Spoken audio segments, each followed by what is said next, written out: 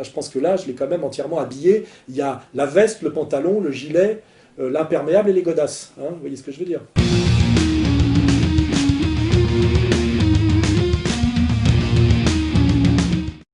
En Syrie, ce n'est pas un massacre de plus, mais sans doute le massacre de trop. Les troupes du dictateur Bachar el-Assad ont assassiné plus de 100 personnes dans la ville de Houla. C'est peut-être le massacre de trop. Des images épouvantables qui font le tour du monde depuis hier, où l'on découvre des corps d'enfants allongés sur le sol. Ils sont les victimes d'une attaque sur un quartier résidentiel dans la ville de Houla il y a 3 jours. Ces mères de famille blessées dans les bombardements demandent à Bachar al-Assad d'arrêter le massacre. Au lendemain des funérailles des victimes du massacre de Houla, le gouvernement syrien réfute toute responsabilité et persiste à accuser les terroristes. Une commission militaire et juridique va enquêter sur les circonstances de ce drame. Dans 3 jours, cette commission révélera ses résultats. L'un des hommes qui a été à l'origine de l'intervention militaire en Libye demande maintenant une intervention militaire en Syrie. Il s'agit de l'écrivain et philosophe Bernard-Henri Lévy. Il écrit une tribune dans plusieurs grands journaux européens. On ne peut pas continuer d'assister à tout cela dans l'indifférence, les bras croisés. Et est-ce qu'il faut aller plus loin, comme le demandait Bernard-Henri Lévy, vous l'avez entendu dans ce journal, et envisager une action militaire comme on l'a fait en Libye? J'entendais Bernard-Henri Lévy évoquer une intervention armée. Elle n'est pas exclue, à condition qu'elle se fasse dans le respect du droit international, c'est-à-dire par une délibération du Conseil de sécurité. Même sans l'aval des Nations Unies, il faut arrêter le massacre en Syrie. Si on n'a pas l'aval, parce qu'il y a Alors on fait quoi? Parce qu'il y a 2 États qui nous prennent en otage, la Chine et la Russie, qui se permettent de décider ce qui est droit et pas droit, ce qui est juste et pas juste, il faut trouver une solution. Alors on fait quoi? Union européenne, Ligue arabe, ensemble ou par 2 communiqués séparés, appelant à une intervention humanitaire musclée, et l'OTAN prétend, mettant à disposition ses centres de commandement aux avions des pays concernés qui le voudraient pour mener cette opération. Autrement dit, Conseil de sécurité, bien sûr, c'est l'idéal. Mais on peut le contourner. Mais on peut le contourner, ce matin. Comme on l'a fait au Kosovo.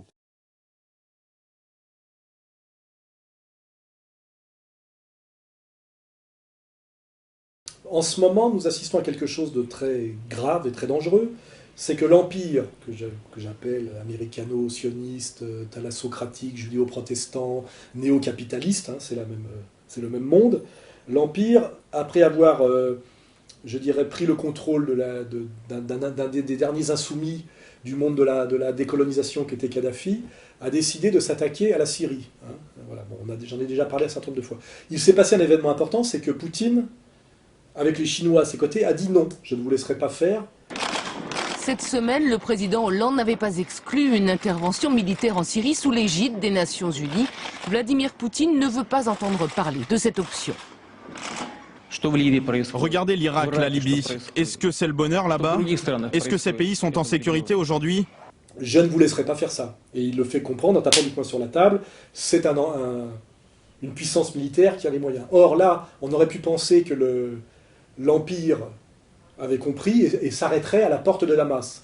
Or, il ne s'arrête pas. Il continue aujourd'hui par de façon de plus en plus violente et monstrueuse, en payant des hordes de mercenaires qu'on va appeler, je ne vais pas dire salafistes parce que c'est un mauvais mot, mais islamistes radicaux Al-Qaïda, qui aujourd'hui égorgent des femmes et des enfants pour attribuer ça au régime d'Assad, c'est-à-dire génère un chaos sanguinaire qui est systématiquement la méthode de l'Empire. Hein. Quand on sortait des charniers à Timisoara pour faire tomber... Bonsoir, nous en sommes maintenant certains, il se passe des choses très grave, vraiment très grave en Roumanie. Même le ministre soviétique des Affaires étrangères, Eduard Shevardnadze, confirme que la répression du week-end autour de la ville de Timisoara a été sanglante. D'ailleurs, ce matin, des coups de feu ont encore été tirés dans cette région de Roumanie. Ces Bulgares qui sont rentrés dans leur pays aujourd'hui racontent avoir vu des femmes écrasées par des chars. Nos confrères de la radio hongroise ont recueilli des dizaines de témoignages. L'armée a commencé à tirer dans la foule, parce que quand l'armée a chargé, alors les adultes commençaient à courir, et les enfants ils ont commencé à scander, vous êtes lâche, vous êtes lâche, vous êtes lâche. Alors il y avait un officier qui a donné l'ordre pour tirer sur les enfants des gamins. Parlons maintenant de Nicolas Ceausescu, Nicolas le Terrible, qui vient de rentrer d'Iran.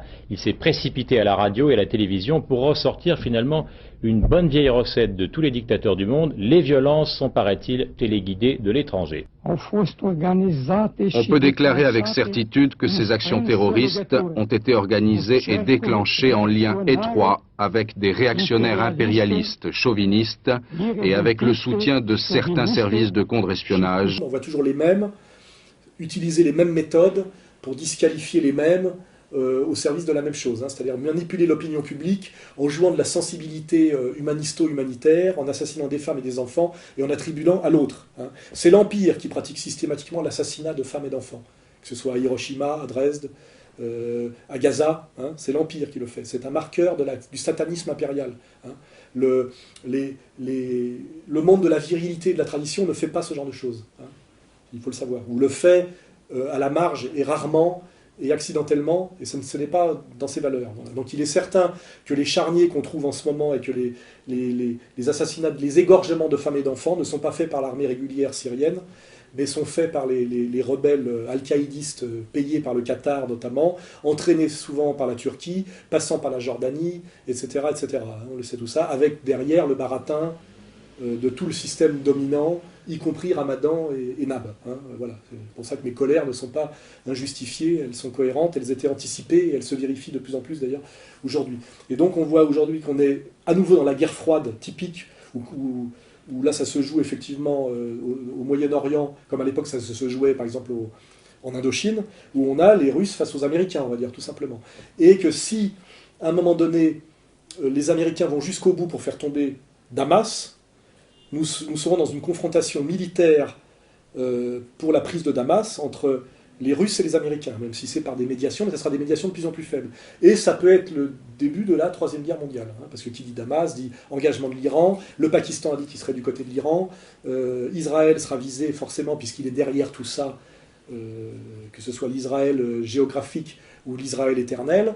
Donc nous sommes effectivement là, à la porte de la Troisième Guerre mondiale. Or, pour qui s'intéresse à l'eschatologie, notamment en s'intéressant aux excellentes conférences de Cheikh Imran Hossein, bon, d'ailleurs nous achevons en ce moment la traduction de Jérusalem dans le Coran, dont nous serons les éditeurs pour la France, traduction longue et fastidieuse, parce que précise, mais ce livre sortira. Si nous écoutons les excellentes conférences de ce très grand musulman, ce très grand savant de l'islam, qui est Cheikh Imran Hossein, il dit bien que dans les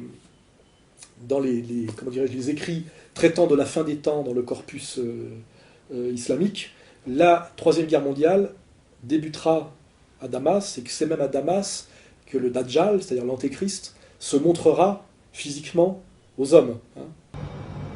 Damascus has one more importance, and that is that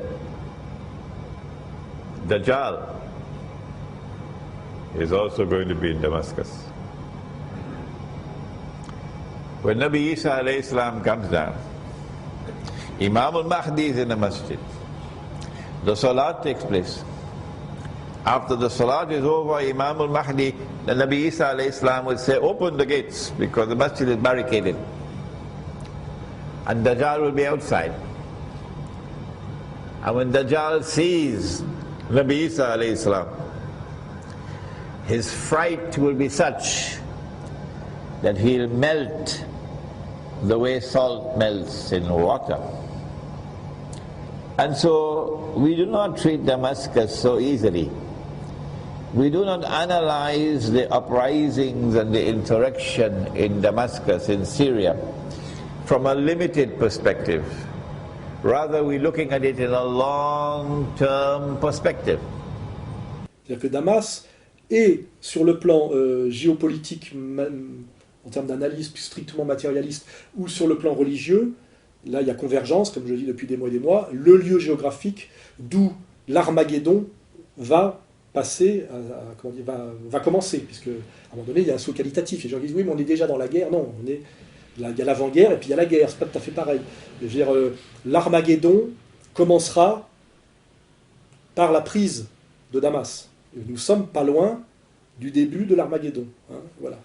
Donc, que les mystiques et les géopoliticiens matérialistes s'accordent pour le dire. Et pourquoi? Parce que l'Empire ne veut pas renoncer à son projet de domination totale. Hein. Voilà, de Poutine et Assad ne font que résister, incarner un monde multipolaire de résistance à la volonté hégémonique totale de cet empire que j'ai nommé, et qui d'ailleurs accomplit le projet biblique. Hein. Il faut bien, le projet biblique, biblico-protestant, puisque c'est le même. Hein. Il faut bien comprendre à un moment donné que ce suprémacisme, ce prophétisme est le même chez les protestants américains, qui sont des protestants dégénérés, hein, et aussi chez ces juifs sionistes, qui sont aussi, selon les juifs traditionnels, hein, les juifs orthodoxes authentiques, des dégénérés.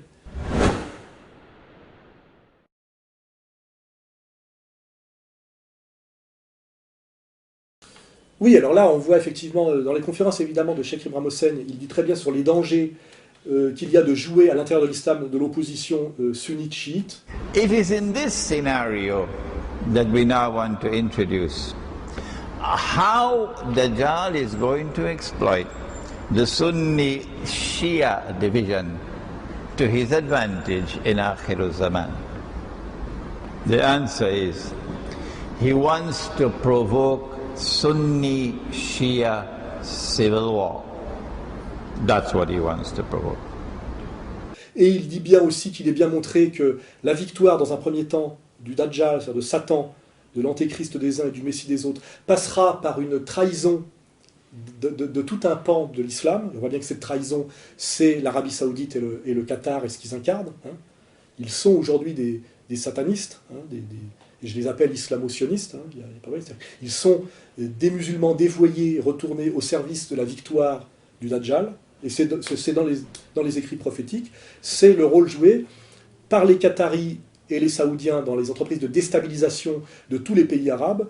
Et c'est le rôle plus ambigu joué par les frères musulmans dans leur certaine collaboration et partage du pouvoir et de la mise au pas et de la domination par le chaos de certains pays du Maghreb et de certains pays arabes.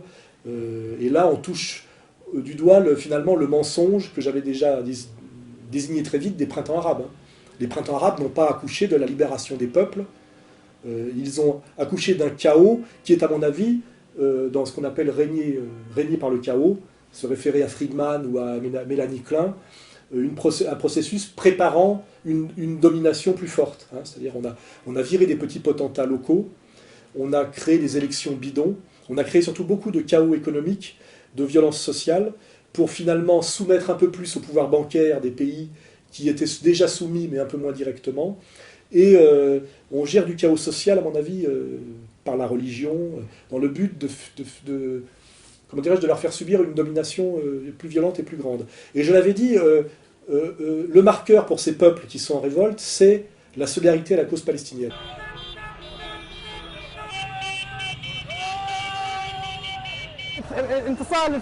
C'est la victoire de la révolution égyptienne et une grande joie pour les Égyptiens et les Palestiniens. Nous comptons beaucoup sur notre frère Mohamed Morsi, le président d'Égypte, pour qu'il soit aux côtés des Palestiniens. Que ce soit le peuple tunisien, algérien, égyptien, le petit peuple est pro-palestinien. Et ce qu'il reprochait à ces élites, en général, c'est la soumission au sionisme par l'abandon de leurs frères palestiniens. Alors j'avais dit le marqueur, notamment pour l'Égypte. C'est compliqué ce qui se passe en Égypte. On voit que c'est une espèce de bras de fer entre l'armée qui est sous contrôle américain depuis la chute de Nasser et le ralliement de Sadat, et les frères musulmans qui sont dans une position, je le dis, assez ambiguë. La joie débordante des frères musulmans. Les islamistes revendiquent la victoire à la présidentielle en Égypte. Leur candidat Mohamed Morsi aurait remporté 52% des voix contre 48% pour Ahmed Shafik, le dernier Premier ministre du régime de Moubarak. Mais Ahmed Shafik conteste la victoire des frères musulmans. Quoi qu'il en soit, le pouvoir militaire de transition a veillé à limiter les prérogatives du futur président et il se réserve le pouvoir législatif en attendant un prochain scrutin. Difficile à dire, hein, c'est un monde complexe. Hein, mais bon, on voit bien que, quel que soit ce bras de fer entre les frères musulmans et l'armée, qui sera aussi un partage de pouvoir, le marqueur que j'avais désigné, qui était le blocus de la bande de Gaza, est-ce que ce blocus a été ouvert ou est-ce qu'il est resté fermé? La réponse, rien n'a bougé. Ce qui veut dire que rien n'a changé au niveau, en dernière instance, du pouvoir. Hein. C'est-à-dire que le peuple égyptien a été floué, et le peuple égyptien n'a pas pris le pouvoir, il n'est pas en train de prendre le pouvoir, car s'il prenait le pouvoir, c'est-à-dire qu'il était représenté par des représentants légitimes, la première mesure que feraient ces représentants légitimes, c'est de faire sauter le blocus de Gaza par la frontière, en ouvrant la frontière égyptienne. Or, de ce point de vue-là, ça ne bouge pas, ce qui veut bien dire que ce soit pour l'instant les frères musulmans ou les militaires égyptiens, ils sont sous domination sioniste ou en collaboration relative avec le sionisme sur cette question fondamentale. Hein, voilà. Le nouvel ordre mondial ne peut supporter aucun régime atypique issu de la guerre froide. Et sur la liste, il y a forcément le régime algérien. Le journal dresse ce matin, et comme une très large partie de la presse étrangère d'ailleurs, un portrait assez noir de l'Algérie, en évoquant une économie de rente qui ne stimule guère l'initiative, une vie culturelle anémiée par des courants religieux rigoristes, une classe politique encadrée par des réseaux occultes qui ne suscitent aucun espoir. Et bien sûr, il y a le souvenir de la guerre civile des années 90, une guerre qui a fait, on le rappelle, au moins 150 000 morts, et qui dissuade aujourd'hui, nous dit The Guardian, les Algériens de suivre les exemples tunisiens et égyptiens. Et le régime algérien, à mon avis, va être déstabilisé bientôt. Hein. Nous verrons que c'est sur le calendrier. Je ne suis pas prophète, mais je dis que le nouvel ordre mondial ne peut pas laisser ce régime-là en place tel qu'il est. Elle le fera tomber aussi. Elle ne peut pas le tolérer. Voilà.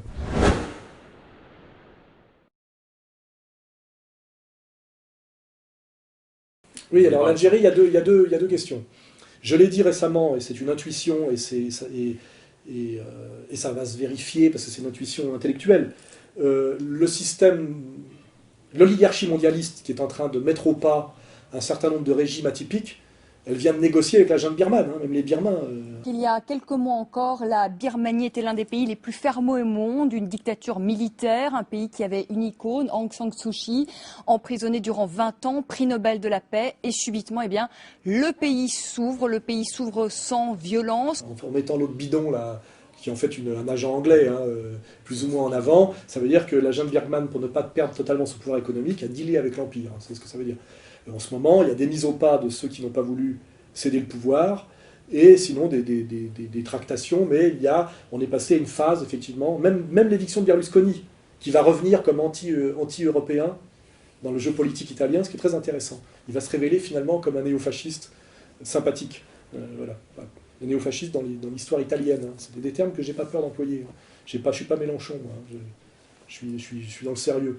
Voilà. On voit très bien que l'Algérie, l'oligarchie mondialiste, quelle que soit la perfidie, la subtilité, l'ambiguïté, l'ambivalence de la junte militaire algérienne, l'oligarchie mondialiste ne laissera pas en l'état le régime algérien. Elle fera tomber l'Algérie comme elle a fait tomber la Libye, et donc elle fera tomber ce régime laïque et militaire par effectivement quelque chose qui avait échoué dans les années 90, par effectivement une poussée d'islamisme radical de type Al-Qaïda, etc. Elle essaiera de le faire à tout prix. Car effectivement l'Algérie, malgré tous ses défauts, est un pays antisioniste officiel qui interdit les Juifs de revenir dans ce pays de leur trahison par le décret Crémieux. L'Algérie sera prochainement attaquée, comme a été attaquée, de la même manière qu'a été attaquée la Libye. D'ailleurs, quand il y a eu le colloque de... comment ça s'appelle, cette espèce de truc des pays arabes, là, je sais pas comment ça s'appelle, la Ligue arabe, quand le délégué qatari a dit au délégué algérien, vous êtes les prochains sur la liste. Voilà. Donc voilà, ça se fera bientôt. Hein.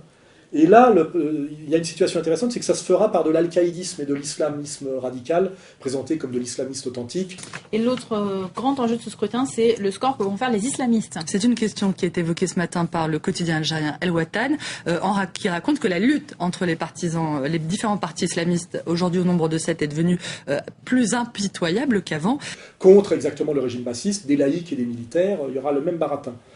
Là, je pense que la position de Ramadan va être intenable. Pourquoi? Parce que l'immense majorité des musulmans français sont des franco-algériens. Et même s'ils sont musulmans, ils sont très profondément nationalistes algériens. C'est d'ailleurs leur contradiction que je montre du doigt. Ils ne supportent pas les nationalistes français. Ils vous disent que l'islam, bien compris, interdit le nationalisme, ce qui est faux. Hein. La Oumma, qui est une communauté spirituelle, n'interdit pas, par ailleurs, d'être un national. Hein. Ce sont deux niveaux d'articulation, un peu comme dans le christianisme, quand Jésus dit « rendons à César ce qui est à César et à Dieu ce qui est à Dieu hein ». Il y a un peu il y a tout à fait la possibilité dans l'islam d'être patriote et musulman. Hein. C'est tout, vous pouvez chercher, vous trouverez, hein. Il n'y a pas de problème. Donc, et d'ailleurs, c'est démontré par je dirais de toute façon par la pratique, c'est que les musulmans franco-algériens sont incroyablement patriotes quand il s'agit de l'Algérie. Ils sont même un petit peu durs sur la critique. Et ils ne laisseront pas détruire l'Algérie, malgré toutes les critiques qu'on peut en faire.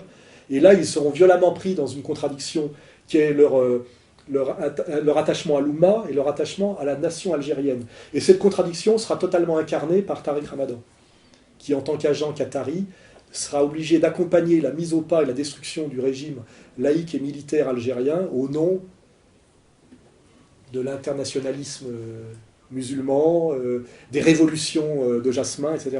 Et là, je dis, c'est la morale immanente et la vérité sur la longue durée.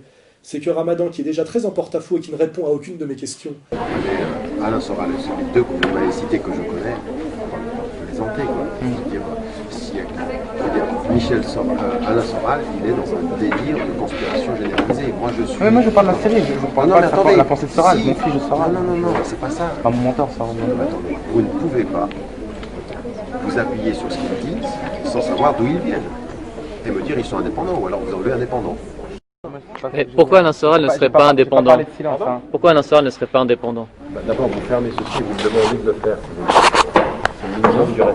C'est ok. On va arrêter les questions. Et qui est en train de perdre beaucoup de monde. Hein. Il est contesté de plus en plus en France. Et je dirais qu'il a, comme représentant de l'islam, il a mangé son pain blanc. Tant mieux, puisqu'il a joué un rôle utile, je l'ai dit. Et maintenant, il faut que ce soit les musulmans français qui parlent de l'islam en France, et des musulmans en France, et pas un Suisse d'origine égyptienne, payé par les Qataris pour enseigner dans une université anglaise. Hein. Là, je pense que là, je l'ai quand même entièrement habillé. Il y a la veste, le pantalon, le gilet, l'imperméable et les godasses. Hein. Vous voyez ce que je veux dire hein. Ça va être très difficile pour lui de répondre là-dessus. Moi, je suis un Français en France, payé par lui-même. Il ne faut pas oublier. Hein. Voilà, c'est pas du tout la même chose. Alors après, on avait un deuxième sujet, c'est qu'on a plus ou moins annoncé cette année qu'au défilé du 14 juillet, où il y a régulièrement des invités, ce qui est très ambigu, processus mondialiste pervers, il serait question d'inviter un contingent de l'armée algérienne.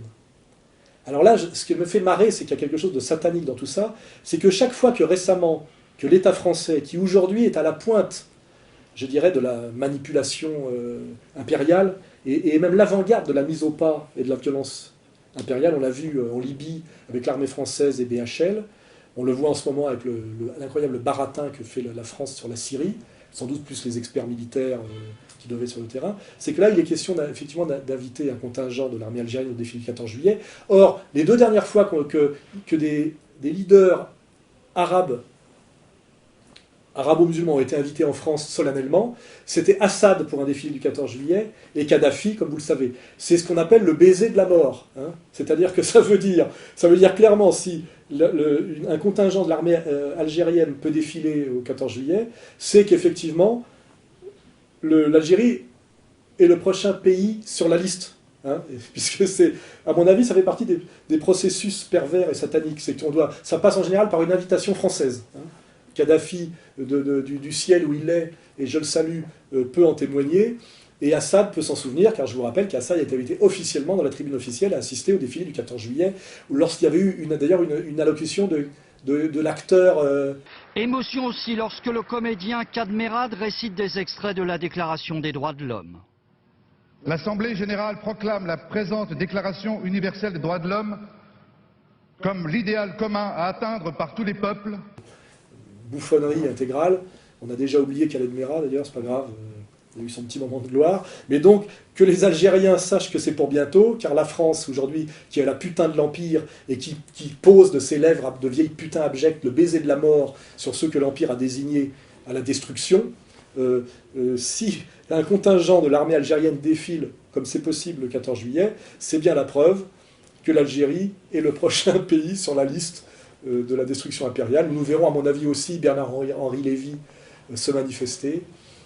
Voilà, ma petite digression est finie sur l'Algérie, Ramadan et le rôle de la France dans dans ce processus de mise à mort. Good afternoon, everybody. For over 4 decades, the people have lived under the rule of a tyrant who denies them their most basic human rights. We must keep on with the NATO mission and bring him to justice. Qu'il quitte le pouvoir. Et après, toute la discussion est possible. I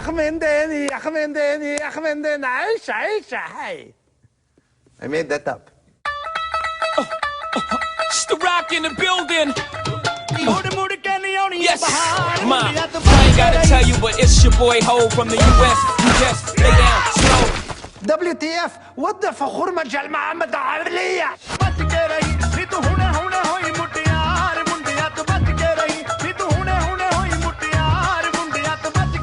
Oui, alors là, moi je ne l'ai pas vu le film encore. Ce cinéaste, je trouve très ambigu. C'est évidemment un Israélien produit par Hollywood. Mais ce que je peux faire remarquer, c'est que ce film, j'ai regardé la bande-annonce, on va la mettre, est à l'évidence une caricature qui se moque en faisant rire de ce qu'on appellerait les potentats, le despote oriental, hein, cette espèce de catégorie ontologisée du despote oriental. Tonight, we profile Wadian dictator Admiral General Al-Adin. Born into power, he did not know his mother, who died in childbirth. This unpredictable madman has hosted his own Wadian games for the past 31 years. On your mark, get set!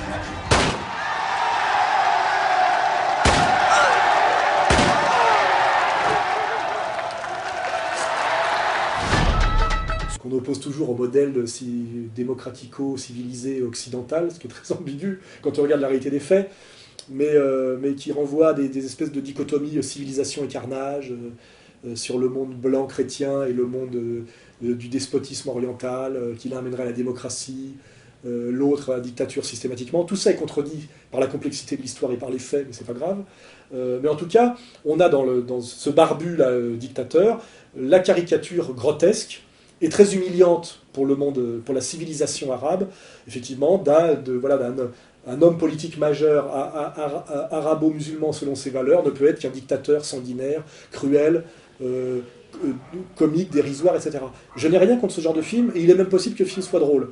Selon Gilad Atzmon, il est dramatiquement pas drôle. J'ai une copine qui est peut-être moins cultivée que Gilad Atzmon qui m'a dit que c'était rigolo. J'en sais rien, il faudrait que j'aille le voir.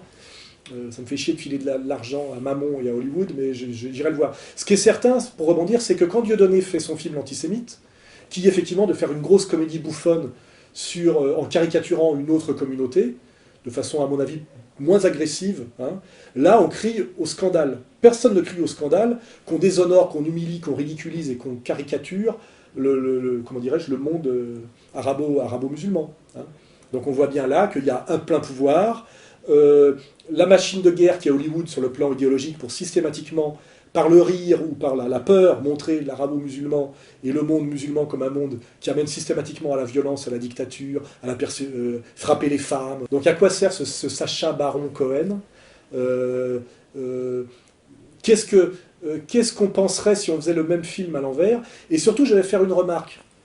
Dans tous les films depuis l'après-guerre, il y a toujours le personnage négatif du mafieux sicilien, du proxénète antillais, du beauf français, on voit bien dans Dupont-la-Joie, joué par, petite remarque d'ailleurs, joué par Victor Lanoux.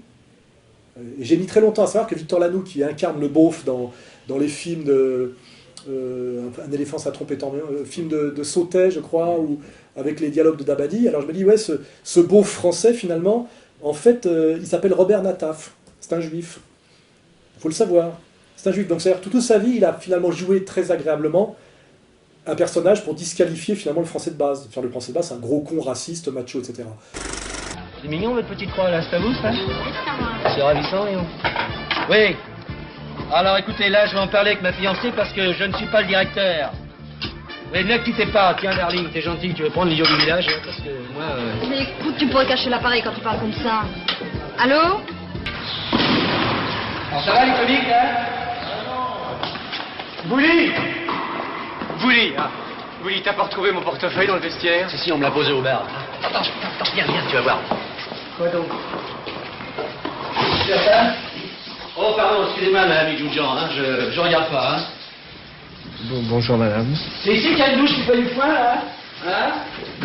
Oh pardon, excusez-moi. Ah ben ils l'ont mis. En effet, hein. Alors moi j'aimerais bien poser la question, tout le monde y a droit dans les stéréotypes cinématographiques. Hein? Le chinois fourbe et cruel. Okay. Let's try one more time. Who do you work for?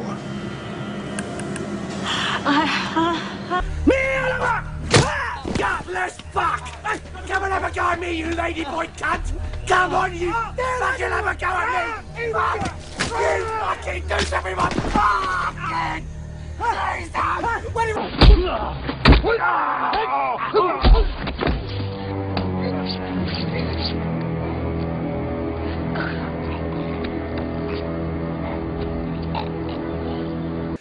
Le mafieux sicilien, calabrais, tout ce que vous voulez. Don Vito Corleone and his son Michael. Both had seen the ones they loved most cut down before their eyes. Both had killed as an act of vengeance.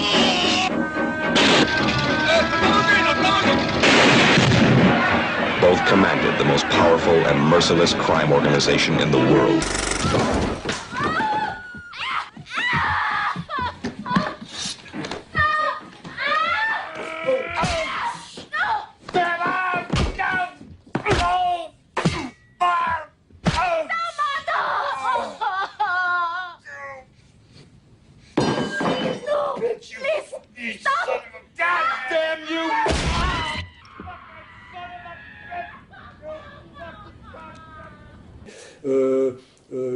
Évidemment l'allemand nazi.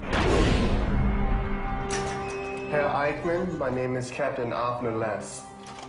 I'm told that you are willing to give us your version of your role in this Third Reich. Well, let's begin.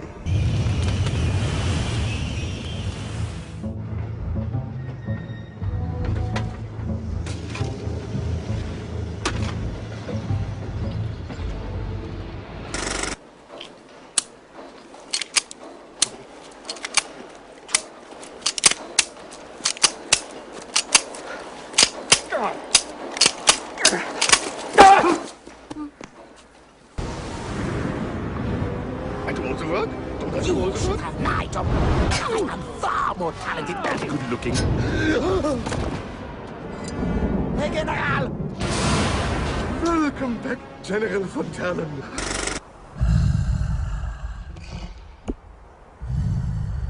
Le beauf français, raciste, collabo, etc. etc. Déjà que tu même dans le désordre. Mais ma parole, il se fout de ma gueule. Quoi? Qu'est-ce que tu fais ici au lieu d'aller balayer dans la rue? Ça va, hein? Ça va, monsieur dame? Je comprends pas un mot de ce qu'il dit, tu l'as fait payer au moins. Quand t'as fait toujours payer d'avance. Bon, c'est vrai, ça, ils viennent bouffer chez nous, puis par-dessus le marché, ils se foutent de notre gueule. Où est-ce qu'on va travailler chez eux, nous? Ouais, t'as raison, d'abord, s'ils étaient capables, ils seraient pas balayeurs. Il y a des questions? S'il vous plaît, dans combien de temps j'obtiendrai ma mutation? Ou chez moi, la Martinique? 2 ans maximum. Oui, mais si tu adhères à la GGT, ça risque d'être moins long. Parce que nous, à la GGT, ce qu'on veut, c'est que les Noirs retournent le plus vite possible d'où ils viennent. Dieses Volk wird von der Erdoberfläche verschwinden, ausgerottet und ausgemerzt. En zone occupée, votre police rafle elle-même, sous notre entière autorité. Il n'y a jamais, jamais, jamais de personnage de juif négatif. Le juif est toujours une victime, un être merveilleux, un virtuose, etc.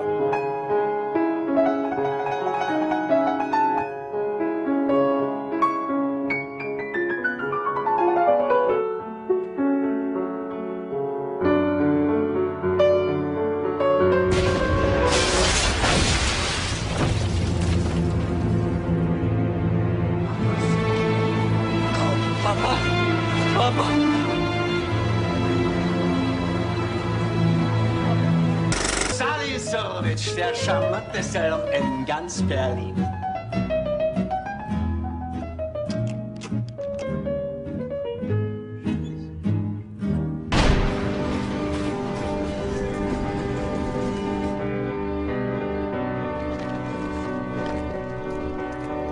Nummer 75.517. Salomon Sorowitsch, König der Fälscher.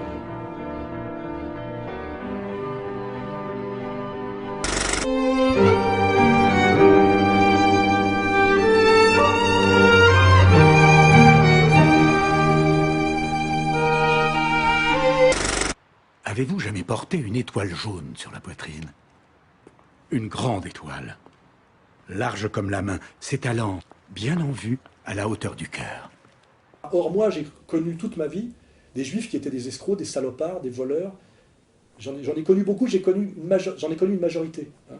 Je dînais l'autre jour avec un avocat juif franc-maçon de haut vol, qui était tout content de dîner avec moi, et qui me disait, à table pour faire le malin, je traite moi-même des affaires, des affaires, comment dirais-je, de procès pour des affaires commerciales et financières au tribunal de Paris. Il me dit 80% des affaires sont le fait de binationaux franco-algériens, franco-israéliens. Il me disait 80% des affaires au tribunal d'escroquerie, etc., sont le fait de franco-israéliens. C'est lui qui le disait, vérifions. Hein. J'ai un jeune qui était en stage en ce moment, qui me l'a confirmé, hein, j'ai vérifié, il m'a dit oui, tout le monde le sait, mais effectivement, il n'y a jamais de personnage de juif négatif dans le cinéma. Pourquoi? On peut se moquer des Noirs. Toi, tu t'appelles comment? Bambou, Assil Bambou. Et tu viens de quel pays, Achille Bambou? Moi, Afrique. Non, mais de quel pays en Afrique? Afrique noire. Mais quel pays, je sais pas, le Sénégal, le Mali, le Congo, le... Ah, Congo. Ça sent le micmac, ça.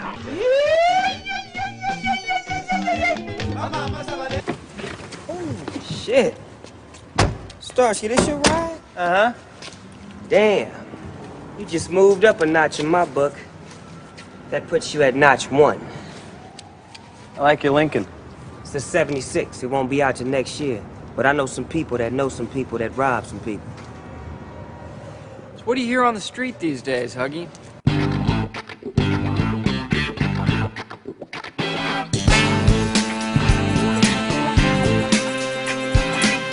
Des proxénètes antillais, des Français beaufs, des Boches, des dragueurs italiens, tout. Il n'y a jamais de personnage de juif négatif. Et on nous montre toujours, quand on nous montre de la propagande des années 30, la petite Sarah, la petite Rachel, des enfants qui jouent du violon, etc. C'est qui? C'est une petite fille que j'essaie de retrouver. Police, madame! Ouvrez! Vous allez nous suivre. Vous voulez aussi amener les enfants? Starzinski Władysław Starzinski Rimka, déporté et exécuté à Auschwitz en 1942. Pas de Sarah, ni de Michel. Je suis sûre qu'ils sont évadés. Je crois en fait, je n'en sais rien. Monsieur, je vous en supplie. Faites ce que vous voulez de moi, mais n'amenez pas mes enfants, je vous en supplie.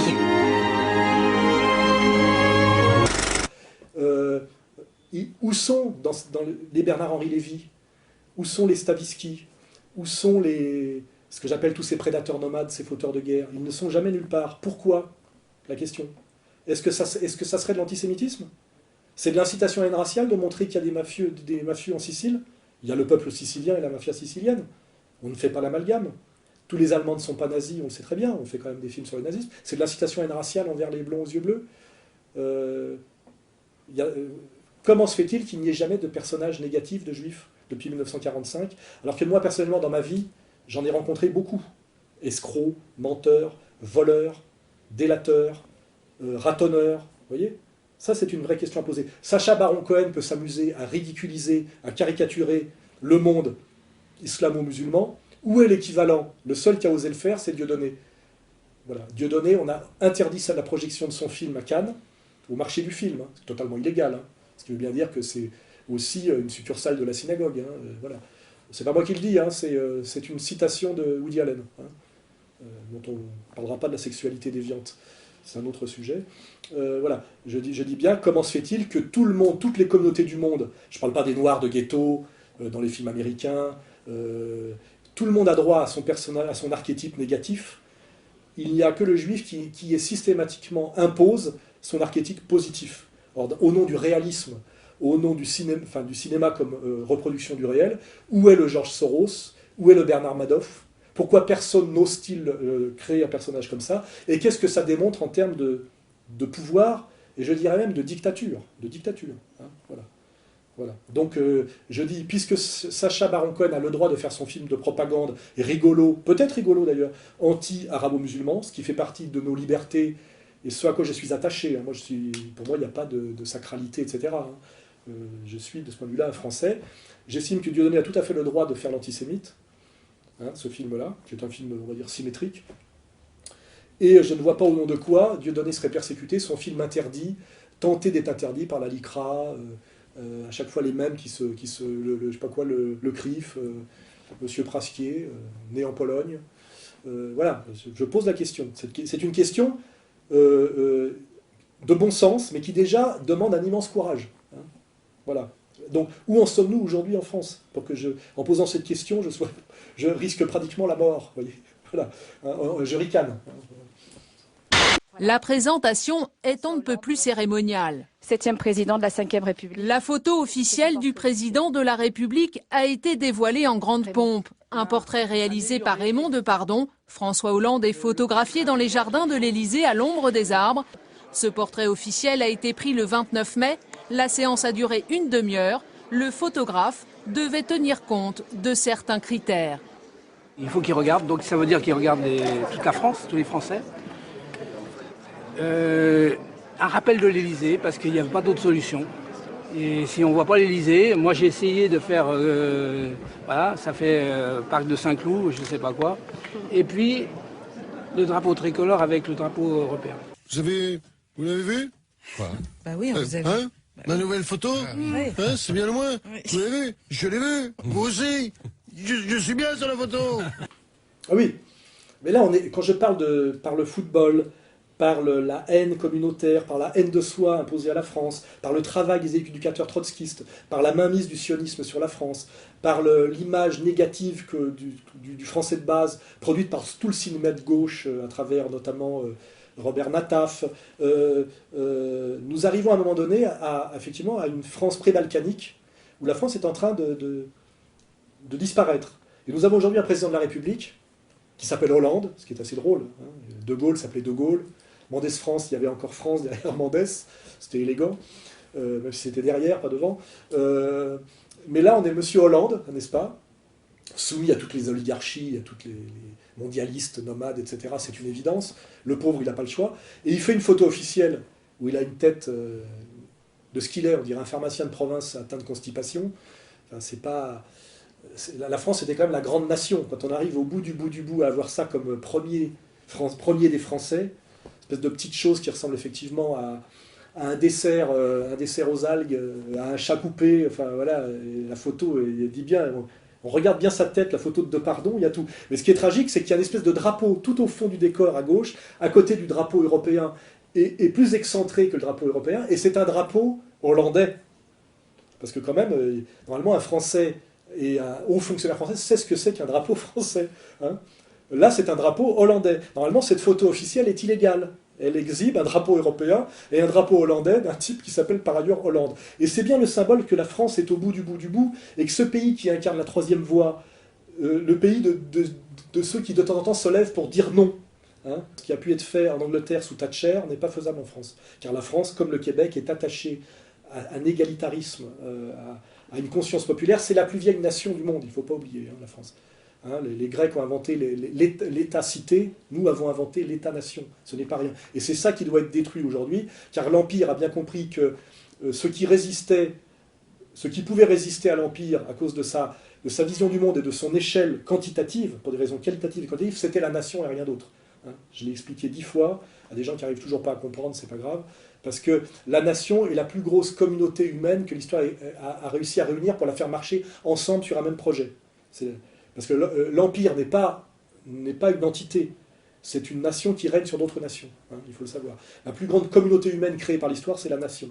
Et seule une coalition de nations peut s'opposer à la violence et la déferlante impériale. Pas les régions, voilà, pas malheureusement la Houma non plus, pour des tas de raisons qui sont hors sujet, mais que Shekim Ramosein explique très bien. Voilà. Donc la nation a été inventée par la France, la nation est, comment dirais-je, l'arme de résistance efficace et qui peut triompher dans une logique de coalition de nations à la volonté d'hégémonie définitive de l'empire mondialiste. Et la nation française, puisqu'elle a inventé cet outil efficace, doit être détruite. Voilà. Et elle sera détruite bientôt dans ce processus de destruction. Après la Syrie, après l'Algérie, nous passerons par la destruction de la France. La destruction de la France se fait déjà par l'Europe fédérale et l'Europe des régions, se fait par l'allégeance totale de nos élites à tout ce qui est anti-français, Bilderberg, siècle, franco-américaine. Il faut voir qu'au sommet de l'État français et au sommet des élites politiques françaises, il n'y a que des anti-français. Après Hollande, nous aurons droit à Copé. Hein, je ne vais pas vous faire un dessin sur ce qu'est Copé. Voilà. Donc la France sera détruite. Est-ce qu'à un moment donné, alors un sursaut, est-ce qu'une Jeanne d'Arc arrivera et est-ce qu'elle triomphera finalement et participera à cette victoire sur l'Empire satanique ou est-ce qu'elle sera détruite dans ce combat? Je ne le sais pas, mais c'est le combat de demain, hein, c'est clair.